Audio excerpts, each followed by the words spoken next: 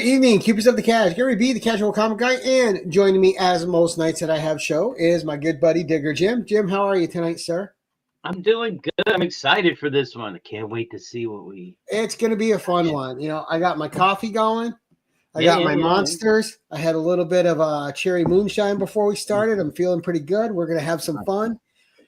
But tonight, our guest of honor making his triumphant return. What is this, third or fourth time on the show, Scotty? I was trying to think if it was the third or the fourth. I know it's at least three now. At least three. Right, at least. We'll go with that. Counting's hard at our age, damn it. It is. The memory loss. But for the Erotica edition of the show, who other than Scotty, what's that? Because we're going to promote his show that he hosts too. What's the show you have once a week? I do videos every Wednesday. They are called Adult Erotica in Comics. Right. So if you like erotica content, please go and sub up Scotty. And his link is in the description below.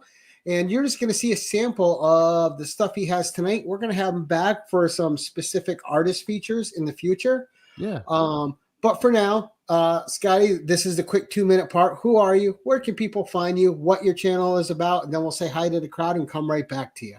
Awesome. My name's Scott. Scotty, Vaughn, whatever you prefer to call me. I go by all three. Vaughn82, that's my channel name. I started it 3 or 4 years ago.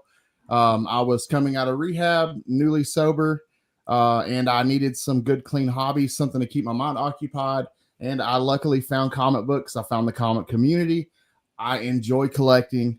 I fell deep into the rabbit hole. And this community has acted as a safety net for me and really has been a beautiful thing. And I love collecting. And I slowly sort of kind of started getting into underground comics and more adult stuff over the past year. And but I just enjoy collecting comics altogether. And I enjoy being a part of this community. It's been a lot of fun. Nice. Well, let's go say hi to the chat. So first in this evening, let me scroll back up here. We have none other than Mr. Steve White, who should be returning in April. So Steve, we will certainly have a spicy show, my friend. Good evening to you. Heroes for Hire Club. How you doing tonight, Matt? Nice to see you. Scotty saying hi to everybody. Yeah. Rad Art Comics, who will be coming up making his 10-1-1 debut. So stay tuned for that. A great artist as well in the community. And just all around super collector, man. All the posts he has, just amazing stuff. Brad, how you doing today, sir? Don't know if you guys are getting a burst of the cold weather, but I saw that Ontario is about to get hit with some sleet soon. 3 days of it, I guess. Sure, those guys are used to it. H from across the pond. Good evening, sir. Great to see you. Another good Canadian right there. Adrian, actual Dracula. Good. Fantastic artist. Right, and Hope Collector Kevin, great to see you again, Kevin. Hope everything's going well with you, sir. And hope you're back into reading and having a whole bunch of fun. Mr. Mark Andrews, good day to you as well, sir. Nice to see you, buddy. Hey, Mark. A 10-1-1 regular himself. Always puts on a spectacular show. And tune in soon. He will be back with the Mark's Toys edition on April 1st. So watch for that. That'll be fun. I was in a t-shirt outside. Damn. So I guess he wasn't getting hit. Like here in Rochester, it's cold today. It was nice for a couple of days. Now we've had snow twice this week. Ooh. Yeah, but like for an hour, it's weird, and then it's gone. But it still snowed.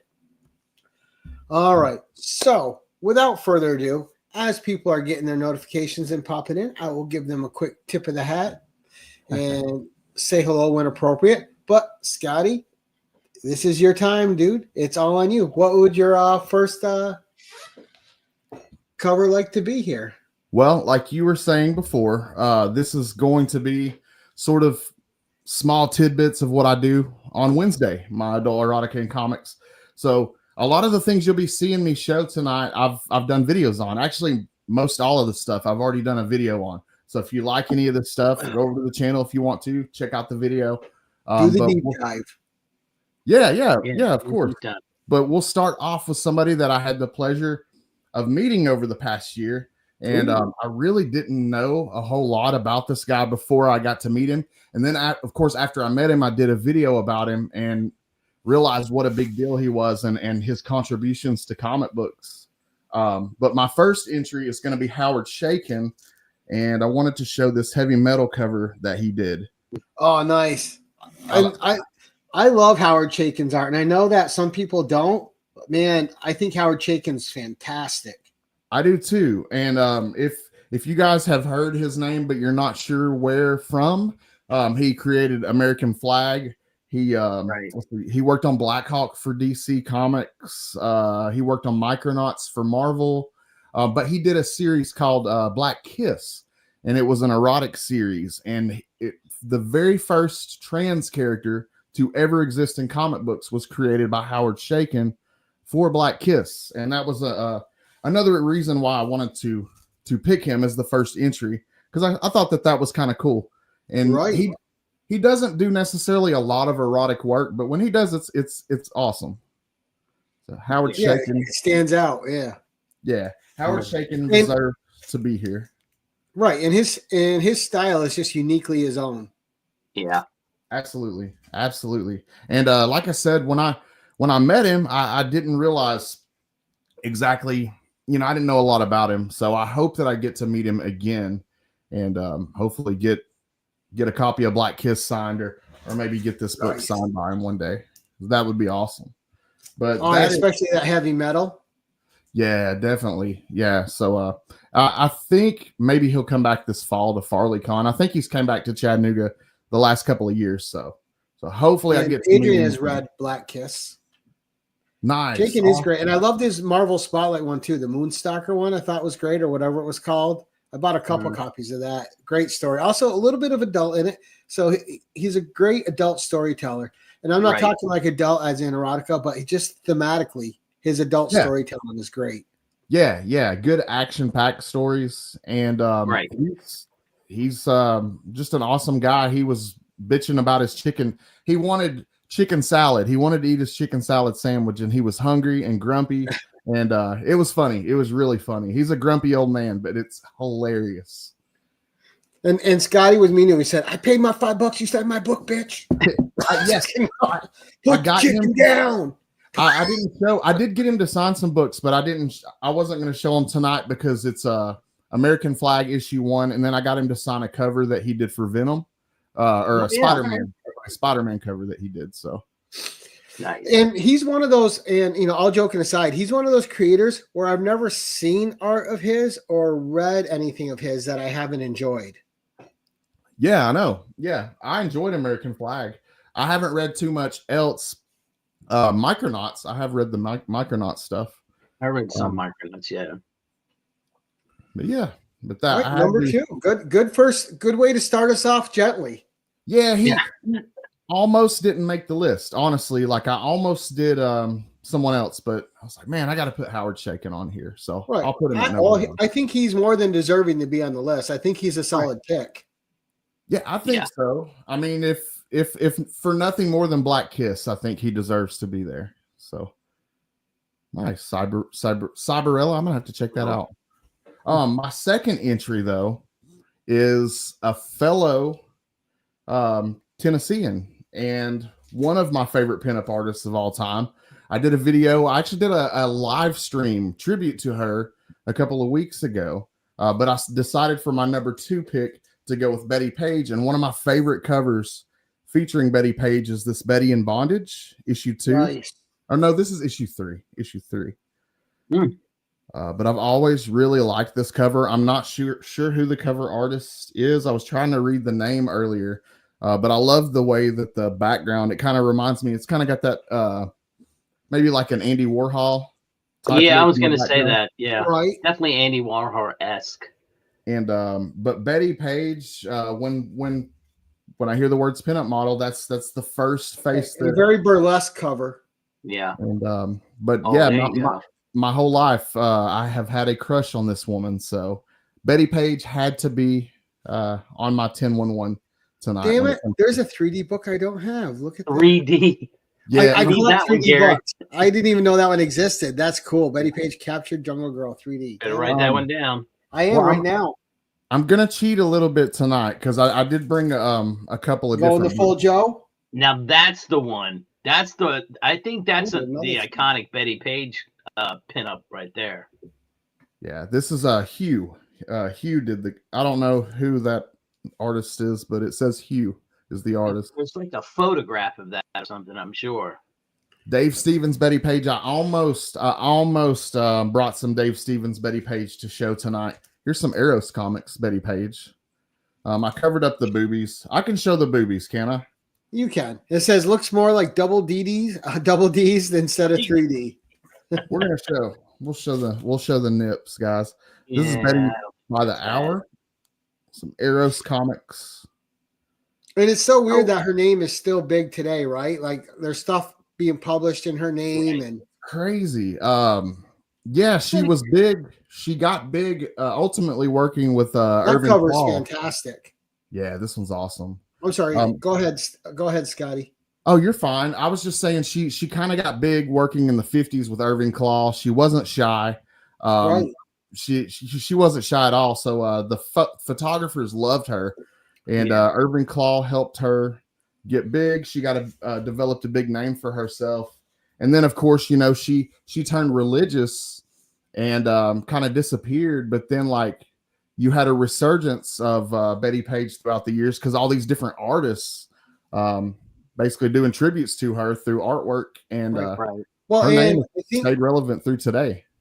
I think she had to sell the rights to her name at some point too, for Yeah. Now, where do you find books like that? I mean, you're not going to find those in the dollar bins, right? Typically not. Well, no, like a lot of comic shops will have like adult comics section, but it'll be in the indie section. But like say at Rhinos, it would just say Betty Page, and there'd be a Betty Page piece. Yeah. Just like there's a Lady Death section, there'd be a Betty Page section. Comic shop doesn't have any, like they don't do any of that stuff. Local cons, conventions, you can find them behind the curtain. Yeah, behind the curtain in the back room. Yeah, sure. Yeah. You gotta with the VHS tapes. But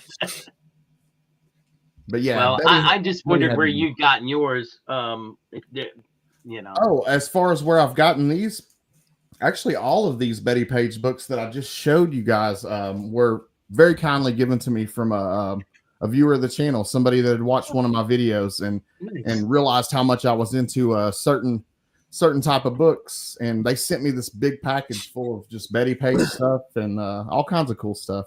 But it was given to me by this guy. He goes by the name of Dave, and he lives in Kentucky. Nice. Yeah. It adds that little bit of something special to the books when you get them like that. Yeah, I will always keep these. I'm a sentimental person, so it really means a lot to me that somebody thought enough of me to give those to me. So yeah, those will always stay with me for that reason, and the fact that I've loved Betty Page my whole life. Like I've had a lifelong crush on Betty Page, so she belongs on here tonight as well. All right, number 3 then. Number 3, great Betty Page display though. Thank you. And I didn't know until recently that she was born in Nashville, Tennessee, but she's a fellow Tennessean. So, my number 3 pick is an artist that was introduced to me through a couple of different friends that are into Dave Stevens, actually. And I used to mistake this artist's work for Dave Stevens. And, but anyways, my number 3 is going to be Michael Thibodeau. And this is my favorite Thibodeau cover, The Last of the Viking Heroes. This is issue 5, and that's a great cover. Oh man, that's all I can really say for it. It's my favorite Thibodeau cover. I've got several others that he did just so I can show you guys kind of his style, but that's my very favorite. And like I said, a couple of different friends turned me on to him. I always mistook his work for Dave Stevens because it's just so good. They look similar. Yeah. And a weird fact about this one, for my number 3 pick, is this is actually, there's a variant cover for this issue, and the variant cover was done by none other than Jack Kirby and Dave Stevens. Oh wow! And that's a great cover too. Yeah. So That's not Thibodeau. This is, but yeah, this is just a fantastic cover. I found this in a dollar bin, and like I said, I mistook it for Dave Stevens, and then my buddy David introduced me to Thibodeau, and it was on from there. So fantastic. And you got a question from the chat. Yeah.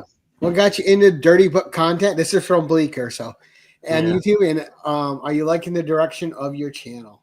What got me into it? Rich? I've always been sort of nostalgic for Playboy magazine and different artists that did work in Playboy. Alberto Vargas, Olivia, different artists like that. I've always been really nostalgic for that stuff. I guess I was a pervy kid, and I decided I discovered this Cherry Pop-Tart series a couple of years ago, and I decided I wanted to do a video on it. And it was just a really interesting underground series to me. And so I did a video on it. It did pretty decent. And then I interviewed Comic Tropes. That's what it was. I did an interview, and I interviewed Comic Tropes. And after the interview, Chris, he's like, "Are you monetized?" And I told him I wasn't yet, because I still wasn't monetized at the time. And he's like, "I wonder why, man." And he's like, "Let me take a look at your channel." And he went back through and looked at my channel, and he's like, "Hey, just to point something out to you, whenever you do videos about Cherry Pop-Tart and stuff like that, it does really well for you. So maybe do more of that stuff." So I redid the Cherry Pop-Tart video, and it ended up doing almost 100,000 views and got my channel monetized, like fully monetized. Nice. So that's kind of how I went down the rabbit hole. And from there, I did the Cherry Pop-Tart video. And so it's like, where do you go from there? So I have to figure out where to go from there. I know Dave Stevens. I know Olivia. I know, some of the names, but I had to go really far down the rabbit hole and learn more so that I could do a video weekly. And now I love it. I've fallen in love with underground comics. I love the more adult stuff, but I also love underground comics in general. The 1960s, 70s, Trina Robbins, Vaughn Baudet, stuff like that. But yeah, that's kind of my jam now. I got a local guy here that I'm good friends with that deals with underground comics. I should give you his information. Definitely. Yeah. That's just kind of I don't know, it's just something that I've really gotten into and I think is really cool. I got the Batgirl Vargas framed right up there. Man, that's awesome. Yeah. The wife gave me that. For Christmas one year. Cool. She's like, "I thought you'd like this." I was like, yes, I do. Absolutely. Yes. All right, number 4, good sir. All right, number 4, we're going to get a little more modern. Most of you guys, even if you're not into the more adult stuff, you're going to know this artist. Number 4, I'm sorry. I decided to go with some earlier Adam Hughes for Vampirella. This is issue 1. Nice. And so I'm sure all of you guys know Adam Hughes. He's a very popular artist even to this day. And he did Vampirella. He did the first 3. He did the first 3 issues, I think, for the series. And actually, I'm a big fan of his. I think he's fantastic. My favorite work of his is from the Tomb Raider series, that Top Cow. Yeah. Oh wow, I don't have that one. But he did several of the covers. They're really expensive though. But yeah, Adam Hughes, his stuff typically is pretty expensive, and I was lucky. I had these given to me by somebody that watched the channel, and like I said, Adam Hughes, he's still very relevant to this day. He still produces amazing artwork on New Comic Book Day to this day. So sure, most of you guys know. He was at I think he was at Heroes Con last year, and I was like, man, I didn't want to stand in the line for it, but I imagine it was probably a very long line for. You never saw this one, Scotty, from him? No, I have not, but that's beautiful. Yeah. Wow, that's awesome. No, I've not seen that one. Yeah, this one's my favorite Tomb Raider cover from him. It's just gorgeous. That is gorgeous. Yeah, that's beautiful. He knocked that one out of the park for sure. But this was another cover that he had. Just sort of a random cover that you don't see that often. Oh, that's cool. Oh my God, that looks crazy. But yeah, and Mark wants to know if the Dave Stevens cover is still in there. Is the Dave Stevens poster still in here? I don't and know. Dracula says, "Love that cover." Do you get blah, blah, blah. Did you also buy his Lady Rawhide covers? Because those are incredible. I have the Lady Rawhide. I have most of Lady Rawhide stuff. I think it says coupon inside for free poster. Oh yeah, it is. It's Yeah, it's a coupon. Yeah. Because I think in that series you had 5 coupons you had to gather to get the free Dave Stevens poster. Right. And I have all 5 issues, but are the coupons still in there? I know you couldn't redeem it, but no, but yeah, that's what it was. You had to buy all 5 issues in a row and get the coupons, clip them, and send them. Like the tattoos, you want the tattoos regardless, even if they don't work. You still want the tattoos. Right. Somebody ripped out the damn coupon. Well, I wonder how many people sent away for the Dave Stevens poster. I always wonder what how many people did that kind of stuff. Ratio was to it, yeah. Because I would never do it because I would never cut my comic. Yeah, exactly. I couldn't. I just couldn't deface my comic. I don't see coupons in here, but I'm not real sure. I know I have all 5 issues because hold on, let's see. This is a different artist, but that's 4 and 5. So there's all 5. Ooh, I like that one too. Yeah, and I know some people complain about the Harris run of Vampirella, but the art in their runs were incredible. But yeah, that's the 5 issues of that, and Adam Hughes' first 3 issues is definitely the most popular of the series. But yeah, I had to include Adam Hughes because that's somebody that's still very relevant today. I still collect his stuff, and I'm sure a lot of you guys watching are into Adam Hughes. So, yeah. Well, I just did a short on his Scarlet Witch yesterday. That's a cool cover. I have that one somewhere. That's a really cool cover, and that came out last year. So, like, his faces are fantastic. The way he does their faces is just incredible. Yes, the expression, he nails it. Most of the time, he nails it. We'll see that Mr. Monster in the Hughes cover. Let's see, that is Mr. Monster on this Hughes cover. I'm not sure if that's Hughes that did Mr. Monster. I don't know if Adam Hughes did this whole cover. It's credited to Adam Hughes. But yeah, I sort of cheated. I showed multiple books on that one, so sorry about that. We we do that on this show. Just right. It's okay to have a theme for each one. It's fine. Awesome. You're just following in the footsteps of Anachronic Comics, Joe, who pioneered the go in the full Joe. You're going the full Joe. I mean, sometimes number 5, sir. Number 5. Okay. This might be one that you guys have never heard of. Well, Gary B, I'm sure you're familiar. But some of you guys out there may not have heard of this one. But I decided to include Barry Blair and Leather and Lace. Nice. Yeah. See, now I've never heard of that. And actually, I need to show this one. This is my favorite Leather and Lace cover. And look at the hair on that. I'm a sucker for good hair art for some reason on women. Yes. That's probably why I'm such a big Frank Thorne fan. Oh yeah, Frank Thorne. I want to do a video on him.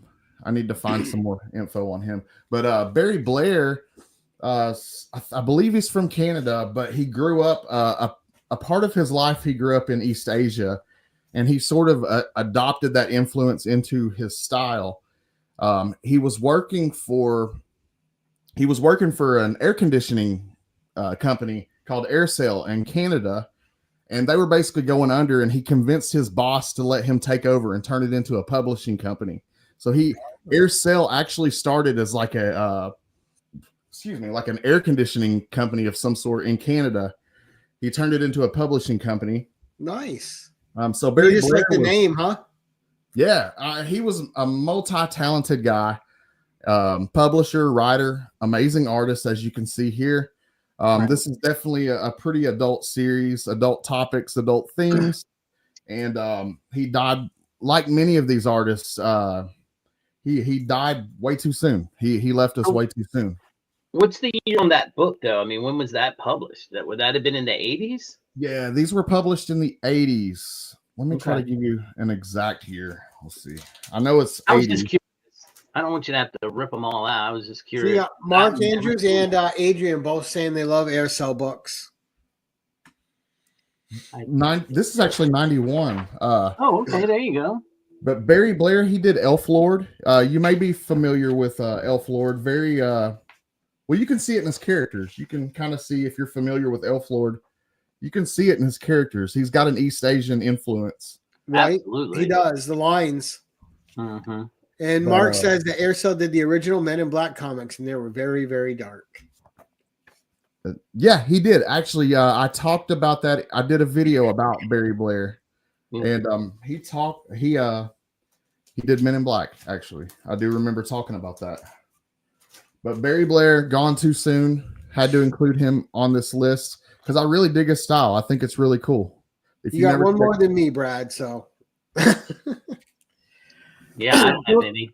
The Aircel books are not something I see over here ever. I don't ever see them either. Go across the street, Gary. Just get in your car and drive across the bridge. You can find them over on that other side. Right? Just go right over to Canada. Yeah. Raid the Mark Andrews basement. Right? When he's not at home, he's fine. He'll never miss it. He's got so much stuff, Gary. He's got so much stuff. But yeah, just a few of the covers. If you're into this style, go check it out. Look up Barry Blair. Mark says that Cat and Mouse were a very good series from Aircel. I've never read Cat and Mouse. Who was the artist that was on that series? Just curious. I wasn't sure if Barry Blair had a lot of other books that Aircel put out or not. I gave him your picture, Gary. He won't get it. Yeah, probably from Mark's private satellite. He zoomed in on me and took a picture. Yeah, we got this guy. Don't let him in Canada. National security, Mark. Yeah. He said Cat and Mouse was Barry Blair as well. Cool. Okay. I'm definitely going to have to seek that one out then. Thanks. Look, Thank you, it's Mark. not a show of the 1011 unless Mark Andrews has cost somebody money. You're right. That's just the rules. I don't make the rules. That's just what the rules are. You got to invoke the Travato clause at least once, and Mark Andrews has the cost of guest money. Of course. Well, now, yeah, for sure. Now I'm looking for Cat and Mouse. So yeah, but Barry Blair, I just really dig his style. I don't know what else I could really say about it. What's up, Pop? No, it's great. And again, the hair. I love the hair. Yeah, it's beautiful. Beautiful. Left us way too soon. What are we up to now? 6? Number 6. Number 6. I'm gonna go with an artist who was responsible for developing the look of the characters for Archie comics in the 50s. And for my number 6 pick, some Dan DeCarlo. Nice. And I wanted the map dress. He's got several. If I see a risque Archie cover, I'm definitely picking it up. Well, there was a lot that was risque about Archie that just went under the radar. Yes, exactly. And the map dress, for some reason, squeaked through. And so did the Betty cover. And so did the Veronica cover. Yeah, are you a Betty or Veronica guy? I'm a Veronica guy myself. Same here. Yes. It's all about that dark hair. Yes, absolutely. I like the Betty Page look, I guess you could say. I'm a brunette guy. Yeah, I think that's even back then that wouldn't have been that bad. I mean, really? That cover is amazing, by the way. That one would have been what, the 50s? And the 50s. Yeah. And the 50s. Now, what issue of Veronica is that? That's Archie Giant Size Classics, right? Or this is Veronica issue 27. It's known as the map dress cover. And I might have to look into getting that for the collection. It's not very expensive. I think it's like a $10 or $15 book at most. And it's just gorgeous. It's just a beautiful cover. It is. I love it. I got lucky and I found it when I was just out hunting randomly one day. And DeCarlo, he's influenced several other artists, including somebody else that we'll be talking about a little later on the list. But yeah, he is the reason that the Archie characters look the way that they do. He developed that famous Archie look. Yeah, that style. Yeah. And then you had great people come after him, like Dan Parent and people like that. But I guess he developed that look. And sorry, Tate, it's all about Veronica. Veronica for the party, Betty for the family. Yeah, I can see that. Betty is so much nicer. Yeah, I know. She was probably the nicer one, honestly. All right, number 7. That was a good one. I really enjoyed that one. I had to write that one down. Yeah, and I'll throw this out there in case anybody doesn't know. Typically with Archie books, if you see a risque cover, if you see it and there's an adult situation, some sort of innuendo on the cover, grab it. It's probably a key. So my number 7 is world-renowned Italian artist and probably one of my favorite artists to date. I don't have very much stuff by this guy, but I wish I did. A lot of his covers are very expensive. He's probably most notoriously known for his Spider-Woman cover. Yeah, I thought you were going to bring up. Go ahead. Yeah, you know where I'm going. You know where I do. That's one cover I wish I had, but I'll never have. That thing is insanely priced. Me too. It's definitely on the list. I want it along with a lot of the. And now it's homaged all the time. I know, but I do have a couple of his covers that are a little bit on the cheaper side, but I am alluding to Milo Manara, and this is a cover he did for Carmen. Beautiful cover. And Milo Manara, he did, I can't say it in Italian, but it translates to Click. He did a series called Click. He did, what was the other stuff he did? I knew I'd go blank. Let's see. Hold on. How do you spell his last name? Manara. Butterscotch. Yeah, that was the other series he did. Butterscotch. But that's kind of his style, what you see right there. Just his women are beautiful. Yeah, it is. This is a cover he did for Unnatural. There you go, Jim. Drac spelled it out for you. Gotcha. There you go. Yeah. And Milo Manara, I just love his style. It's just beautiful artwork. That's cool. It is. And just, again, nice, clean, sleek lines. Yeah. And always interesting angles with him, too. And just somebody I can't get enough of. I'm definitely out to find more. But most of his covers command high prices because they're beautiful covers. But this one's just like a $3 book. If you can find, this is a cheaper one. I think this is just like a $10 book, 10 or 15. But I love Milo Manara. Definitely. You know what's weird too is, we touched on it briefly, that Spider-Woman cover, which is probably like a super grail for me at some point. But yep, me too. I bought a Spider-Woman book to complete one of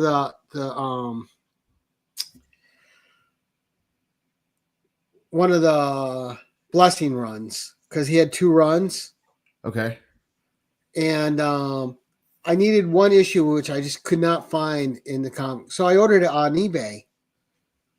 And when I got the book off eBay, the woman who sold me the book, which I didn't know at the time, was a cosplayer.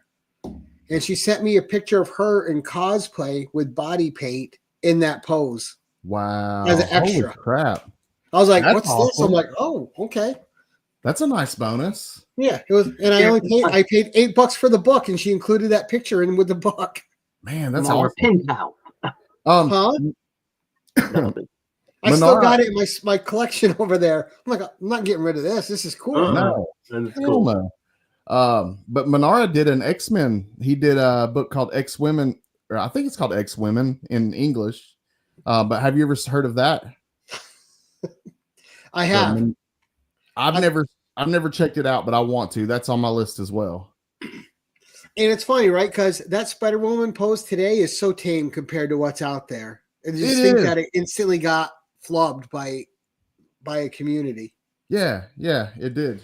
And he was in the video I did a video about it, and when I was researching it, he said exactly what you just said, that it's tame to today's standards, that he really didn't understand the fuss over it. But of course he's from Italy, and I guess, European artists. He just didn't understand the fuss here in America. But because some people saw a way to get attention, and that's what they used his art to get themselves attention. So why is it so expensive? That's what I mean. Is it limited? Because Marvel had to recall it and stop publication of it, so it's a hard to find book. Yeah, it is.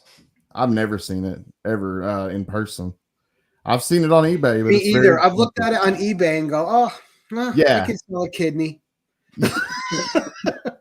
Yeah, exactly. Yeah, that's a lot of money. And a lot of his covers do go for good. He's got some really good ones. He's got a really good Gamora cover. He's got several fantastic covers, and they're all pretty expensive. The ones I showed are actually the cheaper ones. Some of the cheaper ones you could get. Right. Yeah, because those you can get for cover price at your LCS right now still. Yeah, probably. So, yeah, Milo Manara definitely deserves to be on this list. Nice. Good one. All right, number 8. Number 8. Let's see. Okay, for number 8, we will do David.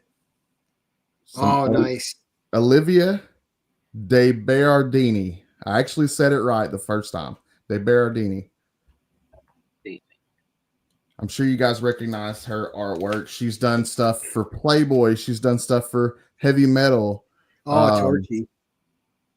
Yeah, that's her one of her covers on Torchy.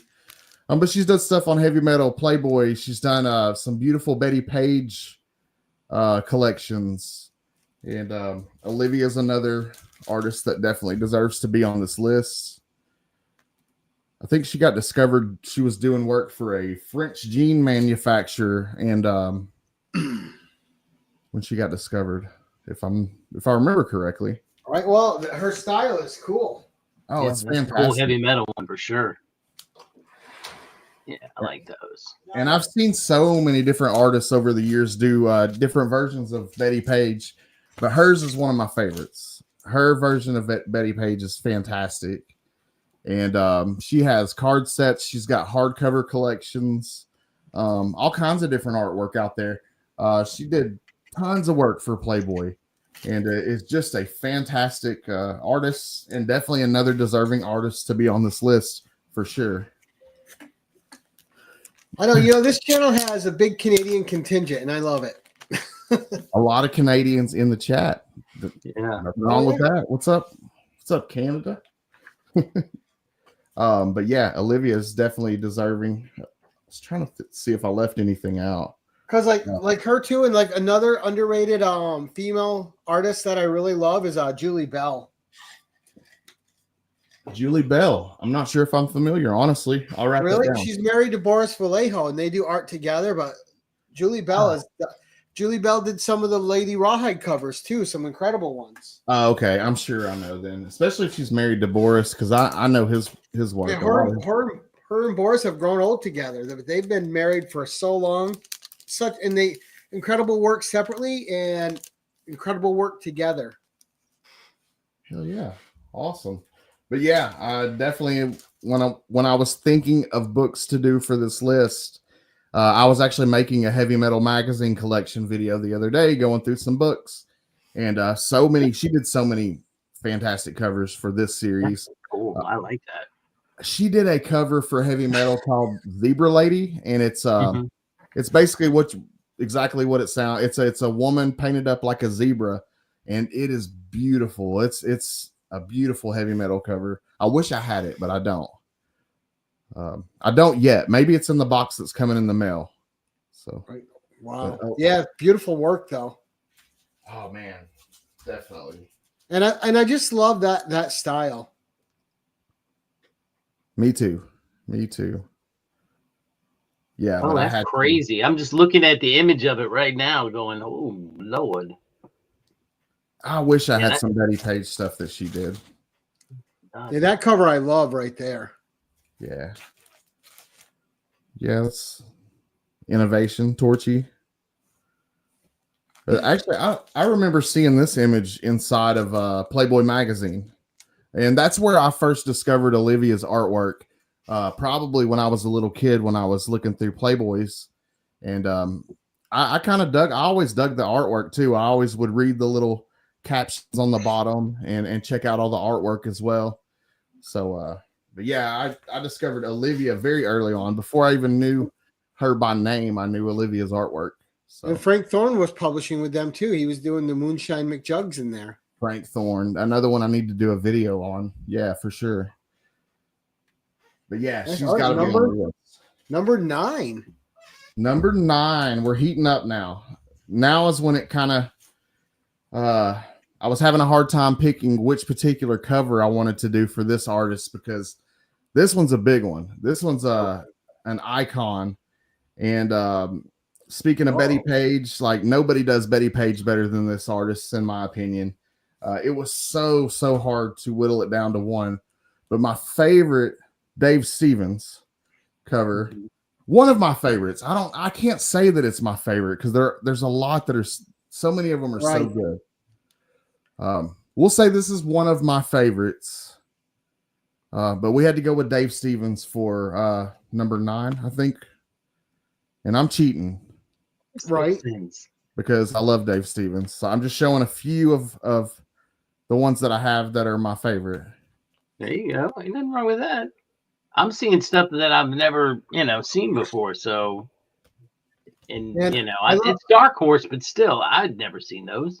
And I love his Kong cover from that Kong limited series. That Kong number 1 is so amazing.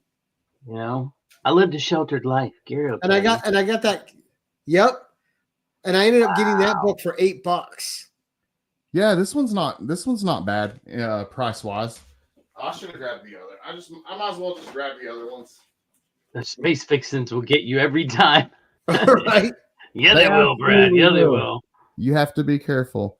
Boy, there you go. That's the other one I've seen a lot of.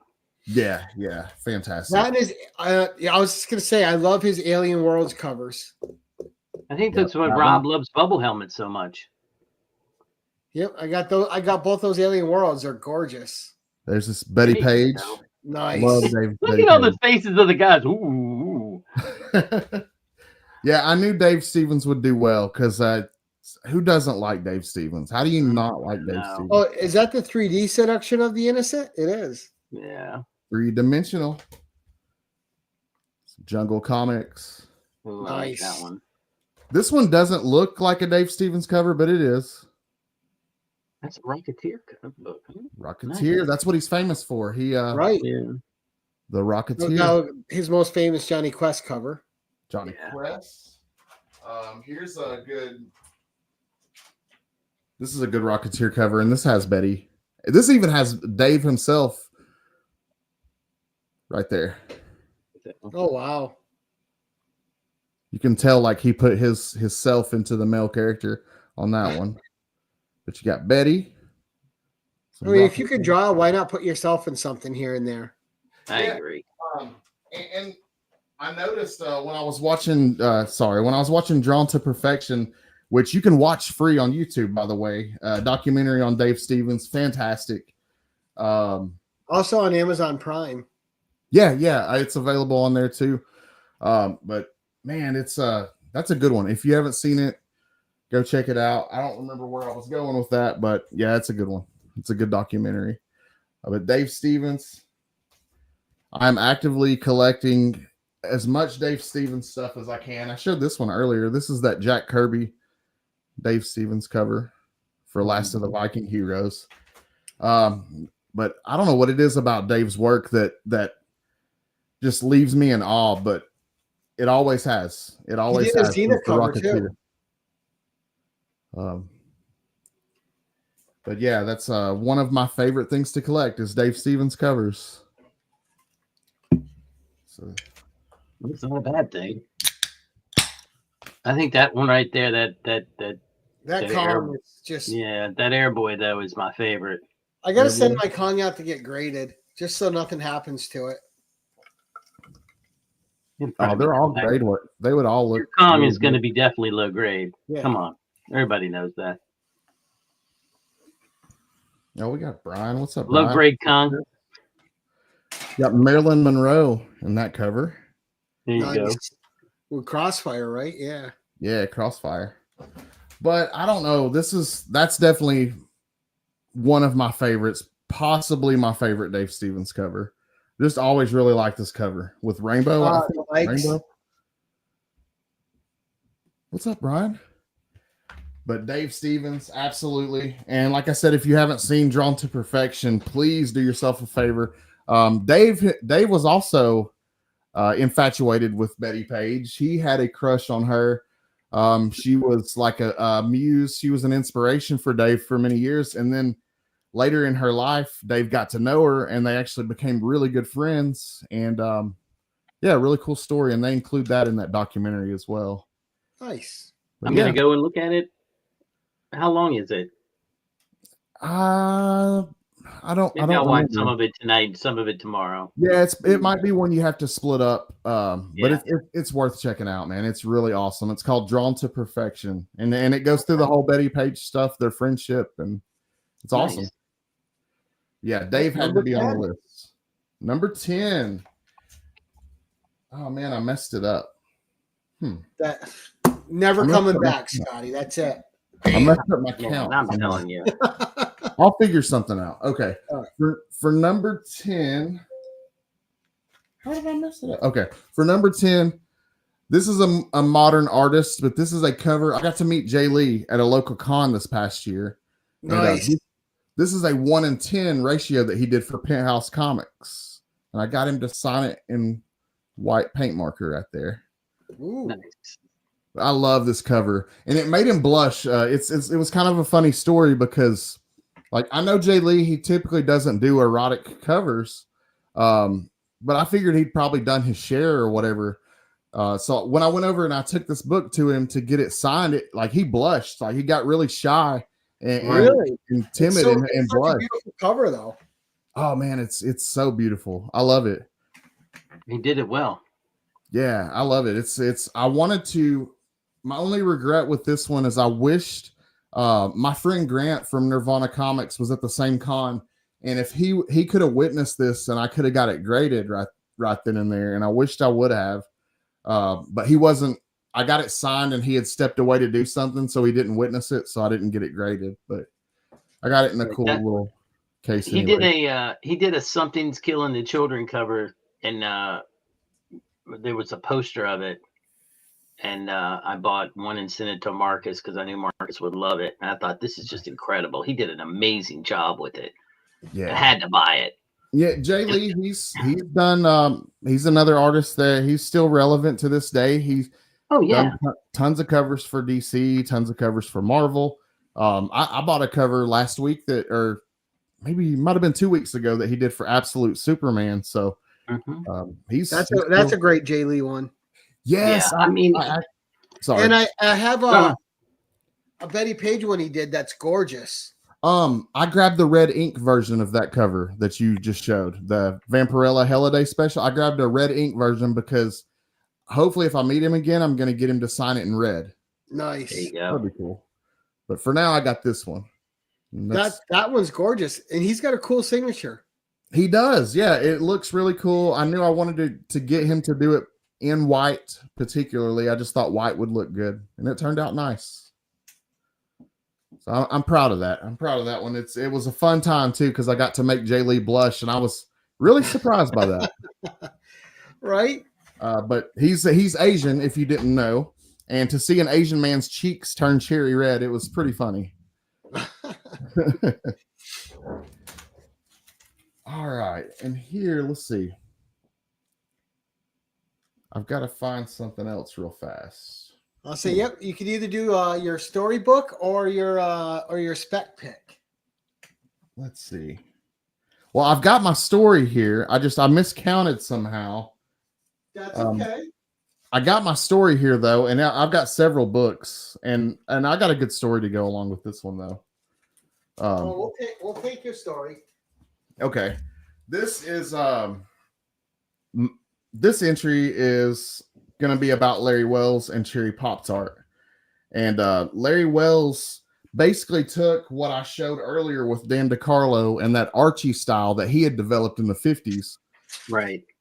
Larry, he was an underground comic artist in the 60s and 70s. He took Dan DeCarlo's Archie style and used it in a more adult, lewd way and created a series by the name of Cherry Pop Tart.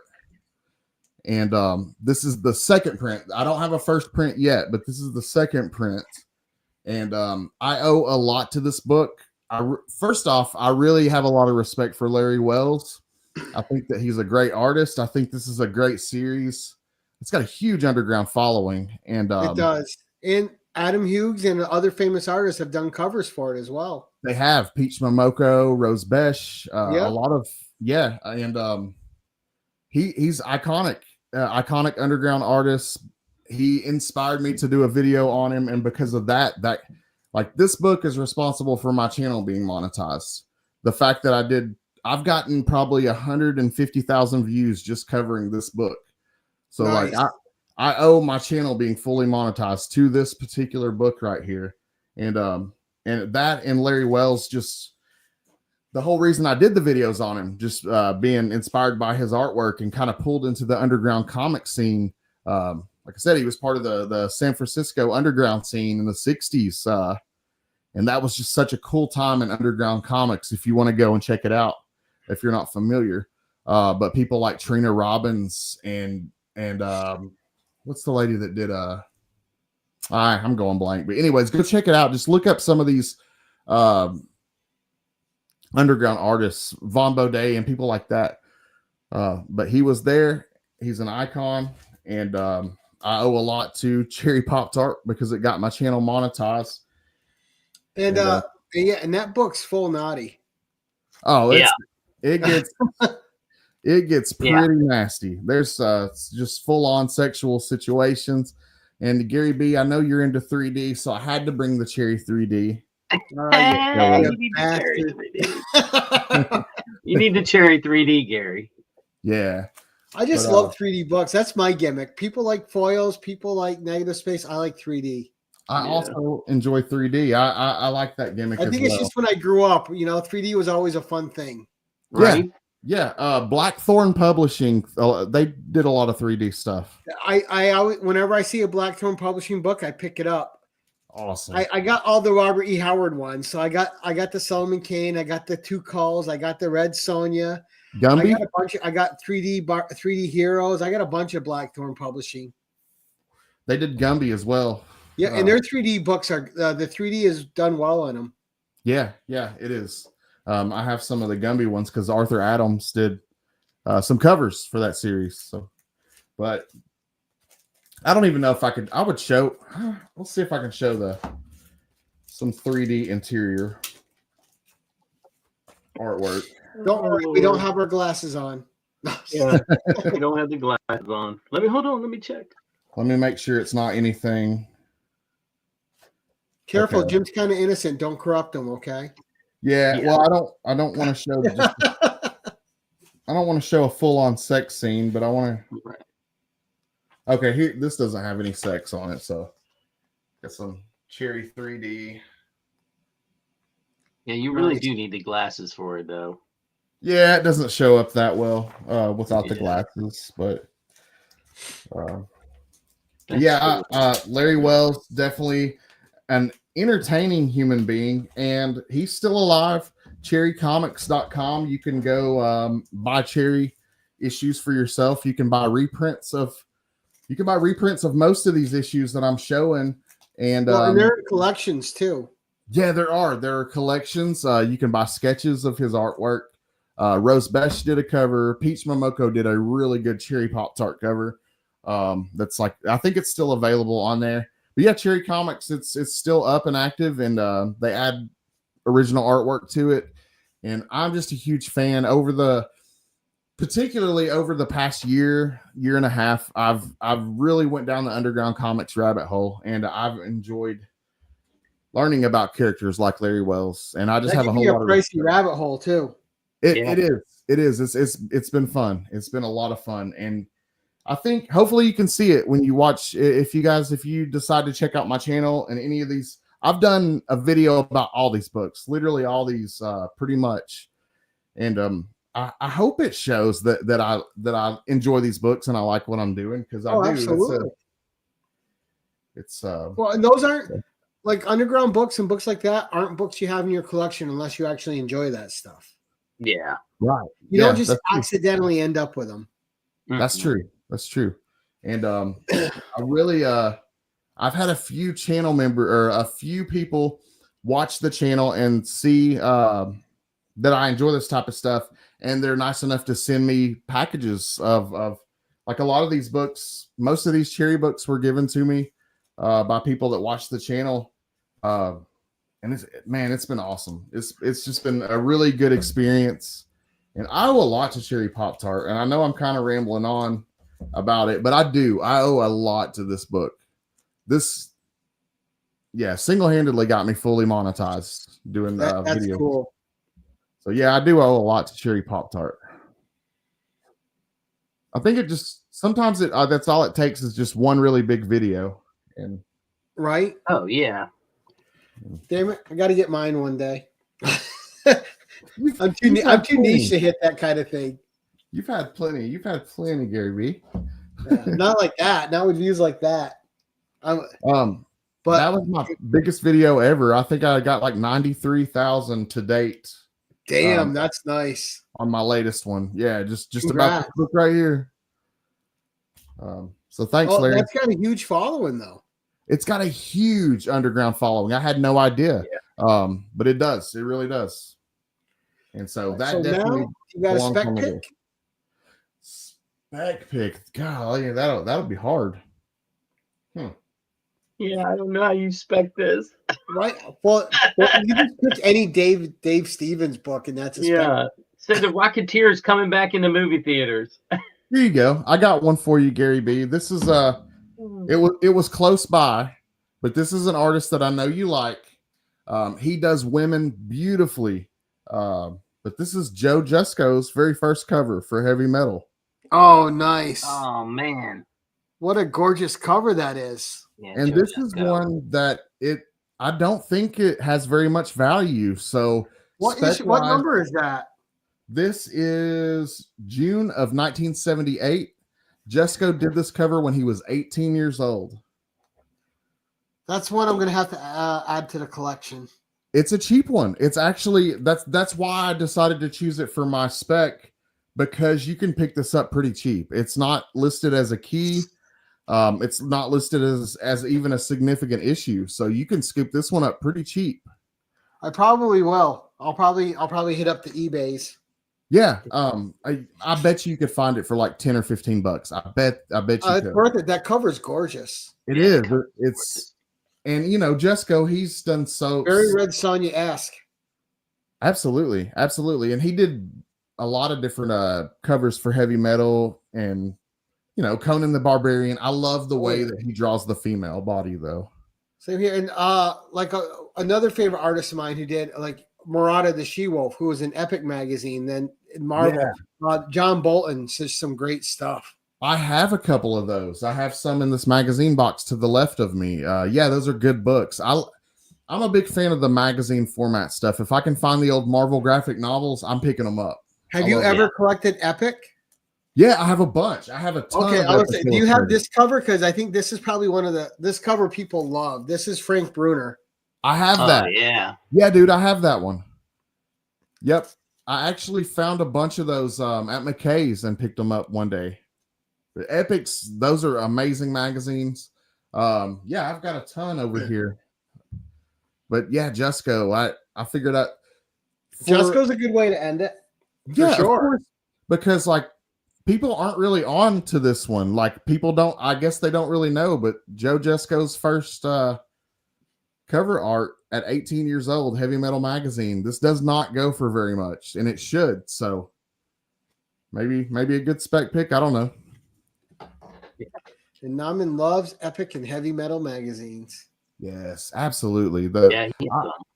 I am a sucker for a good painted cover, and a lot of painted covers. Especially from the 70s and 80s. There's just something you can't replace about that artwork. I know. It's amazing. And one an honorable mention that the only reason I didn't have them on my list tonight is because I don't have anything in my collection yet.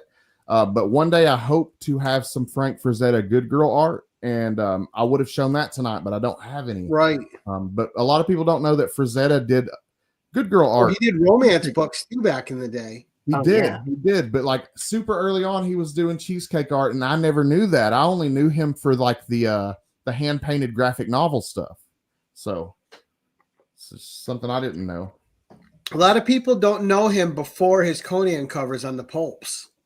That was me. I didn't know him before the hand. But he worked on Golden Age books, Silver Age books. He quite a bit. Yeah, I did not know until show Gulverina. Did I show Gullivernia? Gullivernia. I don't think he knows what that is, Nauman. Yeah, I'm not sure. Yeah. Nauman, you got to make a video of it. That way we know what it is. I don't know. Yeah. I'm not familiar with that either. Elaborate. I'm not real clear. Yeah. And also, like, one of my favorite too is the original French Barbarella is so good. Oh man, I've never gotten any of those before. I do have a ton of the Epic Illustrateds though. A ton of Epic Illustrateds. Plus, if you're talking Frank Thorne, you got to go with you got to go with Gita of Alazar. Is that a Battlestar Galactica? Oh yeah. Mm-hmm. Yep. So Nama says she was in heavy metal. Oh, sweet. Awesome. Well, so was another, there was another Frank Thorne creation in heavy metal. Lann. Lann. There's a good one. This is Off the Record. Oh, yeah, that's nice. That's the one everybody knows. Right. Yeah, the famous Tarna cover. Yeah, and there's her first full appearance in that one. There's a bonus. That's a bonus. That's Off the Record. Nice. Great stuff, Scotty. That was a fun show, man. Thank you. Great covers, great books, incredible artists. Now you maybe write some stuff down. Dang it. Any excuse to show these off, I'm taking. I love it. I love talking about these books. I love hanging out with you guys. It's always a good time.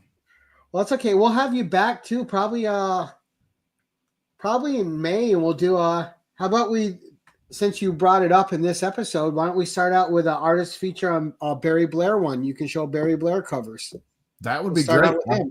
I have the whole run of Leather and Lace, so I got you covered. All right, so we'll set it up in April. We'll do a Barry Blair 10-1-1. That'll be cool. Yeah, and I'll come through with the research. A lot of times I go blank on a live stream, so I have to make notes for myself. So I will come with some good Barry Blair notes, Mark, for next show. So yeah, well, I'll get you some dates and we'll do it up. Yeah, let's do it. It sounds fun. I'm always down. Thank you, man. That was fantastic. I'm so glad you were able to come on tonight. Yeah, that was cool.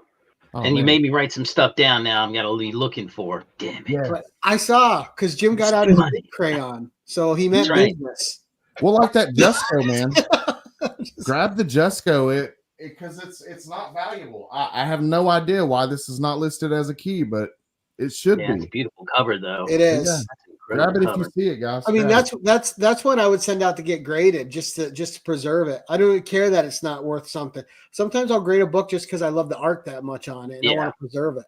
I know. That would be a like good I'm not a grade snob. I'll grade something where it's cost me more to grade it than it's worth, just because I love I just love the art that much on it. Yeah, of course. But yeah, fantastic show, Scotty. Thank you, man. That was incredible. Thank you for having me. Absolutely. But we'll go around the horn again real quick. And Jim, we're going to start with you. What have you got coming up? I saw that you got a Ferryman coin earlier, so. Yeah, I mean, I'm trying to get locations to dig while it's still not super hot. So right now I'm putting a lot more dig videos out. If I get permissions, then I'm always going to put those out, because once it gets to summer, I can't door knock on people's yards. I mean, I can't go and say, hey, can I dig in your yard? Because it would just ruin it. So right now it's the key time, March, April, maybe a little May before it gets too hot, and I won't be doing it. And plus I'll have some stuff. I have I'm supposed to be getting John Tyler Christopher books coming in from his latest drop. Nice. that he did, but I don't know. I always have a hard time with them. They seem to forget my address, or there's some type of shipping issue. So we'll see what happens. Hopefully it comes in this week, because they're not my favorite, but I'm one of those people, like you said, you collect specific thing, and I collect a lot of negative space stuff. So when they come in, I might do a video and show some of those books off, of his and other people's. So awesome. That'll be cool. Yeah. I love John Tyler Christopher. Yeah. Yeah, that is true, Mark. Shipping is stupid. Yeah. Yeah. And Naman met Mino Manara's Gulavera. Yeah. Oh, okay. Okay. So coming up for me in 2 nights' time, Jim, we have a first-time guest in Side Quest Comics. Okay. Awesome. All right. And then after that, we start April out with Mark Andrews doing a Mark's Toys special. I love And then on the 3rd, we have Big see what he Nasty brings. Comics on for the first time. Who? Big Nasty Comics. Big Nasty. Yeah. Big right on. Nasty. I like the name. And then on the 8th, we have Norin Rad, Aaron on. So, and then we have Dan Collects on the 10th. So we got a lot of first timers coming on in the next couple weeks. So it's exciting stuff. And then we got one of our greatest veterans of the show, Mr. Mark Andrews, starting out April strong with a Mark's Toys special. Yeah. And his collection's always great to delve into. But with that, we're going to go to Scotty now. Scotty, what's coming up with you, sir? Okay. Tomorrow I'm dropping a video. I drop videos every Wednesday at 11 a.m. Eastern time. They are normally adult erotica videos. I call them adult erotica in comics. And actually I featured most of the artists that we've talked about tonight. However, this very kind gentleman by the name of Mr. Neil has gifted me his heavy metal magazine collection. And he's been sending it to me 3 cases at a time, because it's a lot of books.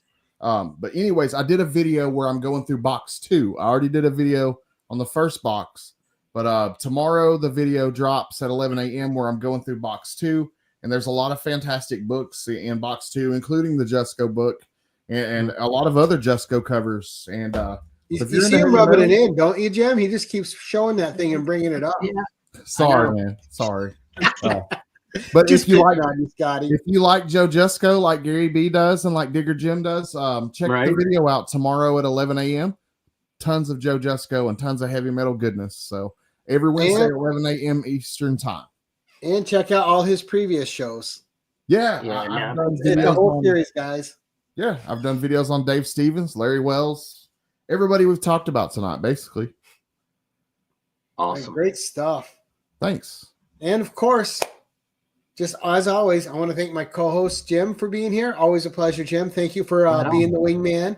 And there's no show without a guest. Scotty, thank you for being here. I appreciate it, sir. Pleasure's mine. I had a blast. Oh, same here. And of course, no show without a fantastic chat. Thank you, chat, and everyone that was in the chat here supporting us. And for those of you who catch us on the rewind, thank you so much. We appreciate it. Go check out both of these gentlemen's links in the description below. Sub them up and follow them on IG. And as we like to end these things, we're going to give you guys a hearty thank you for watching. Keep it casual and see you next time.